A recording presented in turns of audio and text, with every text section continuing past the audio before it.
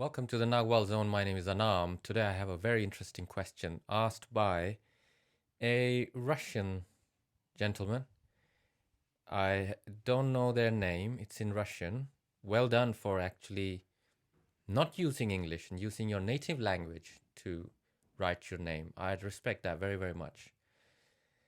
So in my previous video called The Male and Female Toltec Training, I'll put the link up there. He posed a really good question. He says, a question.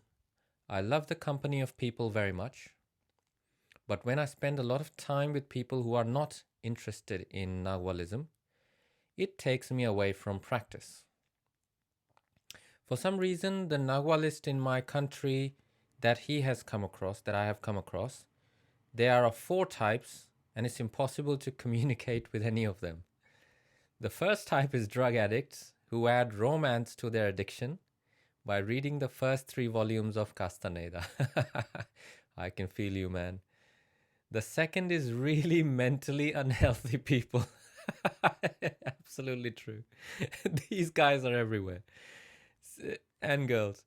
Still others are people with cereal in their heads, cooked from pride and new age. This is brilliant.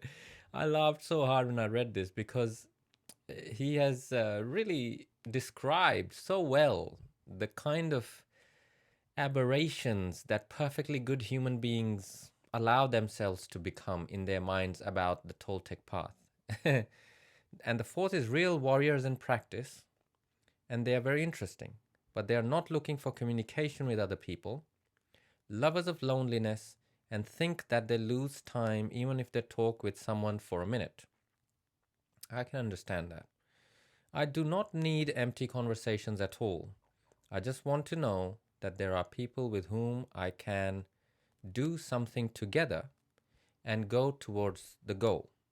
But I cannot imagine my life all alone and misunderstood. He's written misunderstanding. How to maintain a balance so as not to be completely alone and not get stuck in everyday life. Perhaps this topic has already been revealed in some other video. Now, this has a few replies on it, particularly by a user called Rob Smith. Very, very good reply there. And then the counter to that from the Russian, I think it's Russian. I mean, it looks Russian, but I might be mistaken because there are other associated languages in that area, right? And he gave a little counterpoint to that, which was also very valid. So you can go ahead and go to my previous video, scroll down to the comments and take a look at this. I'd like to address this. It's a difficult one to talk about because there are so many variables, and it's a very gray. It's not black and white, but I'll do my best. The first type is drug addicts. Yes, they are the most common. People who, my whole effort in this channel is to de-romanticize, demystify the Toltec path. Because the more romantic you think it is, the more mysterious and wow, the allies and the doubles and the dimensions and the moths of knowledge and this gate and open gate and dreaming and all these amazing, these words that we can get drunk on, they will keep you away. They will keep you away from really, you know what'll happen? You get drunk on this shit and you will become a know-it-all, but you will know very little. Knowledge will elude you, but you will become a know-it-all. You can read some of the users that come on this channel and leave comments and you go, wow, what a know-it-all. These are the romantic drug addicts that he's referring to. The second is really mentally unhealthy people. I had an example of that. Some Iranian guy started emailing me. He likes to watch these videos. And it just quickly, I didn't give him much. I could see that there's a mental problem going on there. Real delusions of grandeur and real mental problems, really. Needs to get seen by someone qualified, to be honest.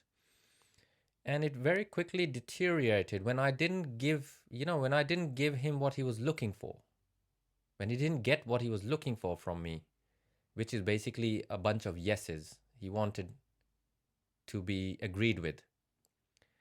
He quickly deteriorated into swearing and cursing, and I banned him from my emails. I banned his email account. And I will ban him from this channel if this chap tries any shenanigans here. So there are mentally unstable people out there, coupled with they read these books, which in Castaneda's time, mental instability, people were a lot more grounded in the 60s, the 70s. It was a very different time, even the 80s, very radically different. Something happened in the mid 90s where the human timeline, okay, this is a whole different topic. A whole different topic. But if you want to get into this rabbit hole, do it. You can do it by yourself. I would suggest start with what is called the Mandela Effect. The Mandela Effect, or collective misremembering, as I like to call it. Or maybe collective accurate remembering, we don't really know. But it's a very fascinating thing. It will lead you into what time, the nature of time, and what, behind the veil, what is going on, behind the stage, what is going on. Anyway, people with cereal in their heads. So brilliant. Pride and New Age, absolutely. The four directions and banging drums, and which is all fine. There's nothing wrong with that. But no one stops to ask, how do you get four directions on a globe? How? How do you do that? How do you get four directions in a globe? How do you even get a north and a south? It's consensus reality. It's the syntax of a particular consensus language. That's all it is. It actually doesn't exist. North-south doesn't exist. East-west doesn't exist. These are just agreed upon words that actually have nothing to do with reality. Do you know there's no up and down in this solar system? If you look at the Earth, there's no up and down. There's no up north and down south. It doesn't work like that. There's no east, there's no west. So, do you see, we don't stop to think for ourselves. We are so used to, from birth, we are relentlessly made dependent on others' thinking. We are relentlessly made dependent on thinking outside of ourselves. We are filled with other thoughts. And by the time we are 10 years old, 12 years old, we've utterly lost the ability to think for ourselves. By the time we're 20, higher education is called, going to college and feeling great that we can afford college and afford more in-depth indoctrination in in the nonsense. People are very, very proud. I'm a PhD, I'm a double PhD, and all I hear is a word balloon saying I'm getting more and more stupid. But that's just me, I'm weird. His question is how to maintain a balance so as not to be completely alone and not get stuck in everyday life. So, and he also says there are those guys who are people of knowledge, but they don't have the time. They don't have the time or the inclination to want to engage with you. I can understand that to a certain point. I spent many, many, many years being that type of warrior because I just, you got to understand, warriors have nothing to say. Authentic Toltec people have absolutely nothing to say to the average man. Nothing. To the average man, they might as well, if a Toltec person holds a conversation with you, they will do it because it suits them and their energetic strategies. They will not do it to pander to your questions, pander to your curiosity. They couldn't give a shit about you and your curiosities and your interests in life and what your books you read and what you don't know and how much of an expert you are. All of this, you see. So it feels from the other side that, oh my God, they're so selfish, or they don't really want to engage, with me. I can really understand both sides. What will you do though? You don't want to spend your time being alone, and you don't want to spend time making idle, nonsensical conversation with the average man and that club. And man, as you pointed out later on in your comments, is a social animal. We are meant to be together. Now, here's the rub. As you said, there has to be a balance. Spend too much time alone by yourself in, up in a mountain, in a cave or whatever, or just by yourself, you will develop mental aberrations and self-delusions of many, many kinds. Real parasites will come in.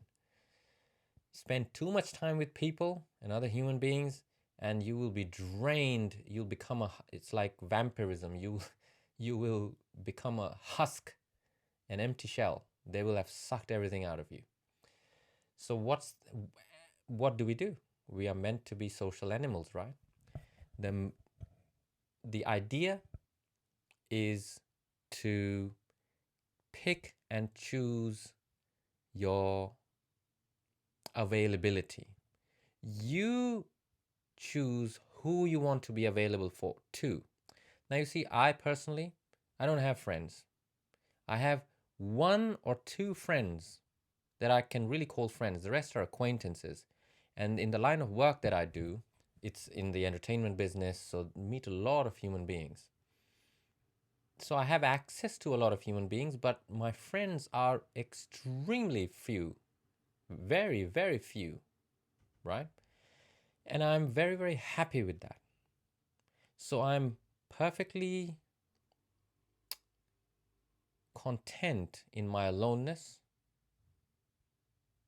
but I look forward to hanging out with my friends. Now here's the thing. You have to learn how to stalk efficiently. To learn how to stalk, you have to have arrived at realizing what controlled folly really is. To have realized controlled folly, you must lose your human form. There's no other way. Everything else before that is not controlled folly. It's something else, but not controlled folly. To lose your human form, there's a whole training that must happen to do that safely. There's a way to lose your human form which can drive you insane, and I've talked about that in other videos, all sorts of things. It can be quite dangerous, but the Toltec way is a very, very safe way to do it. So then how do you stalk when it's not available to you? I want you to do one thing. I want you to learn to listen. In other words, I want you to be available to everything else on your own terms. Don't go looking for things. Don't go looking for things. Don't go looking for friends. Don't go looking for conversations. Don't go looking to alleviate your aloneness. Don't go looking. That makes you predictable, and predictability, the predator will hunt you down. Your routines, our needs and our demands and routines is what what weakens us, and the predator uses that to hunt our awareness down and gnaw it, and gnaw as in GNAW, gnaw our awareness, eat our awareness right down to the bone till we got nothing left. So you don't want to go looking for things. What you want to do is learn to listen to everything around you without feeling the need to respond. Learn to simply listen. When people are talking to you, whether it's a drug addict or a serial head or a genuine Nagualist person or any of these types, or a mentally unhealthy person. Mentally unhealthy is a waste of time. Just block them. Face palm, whatever you feel is good for you, and go. Take off, because nothing ever is going to come from that.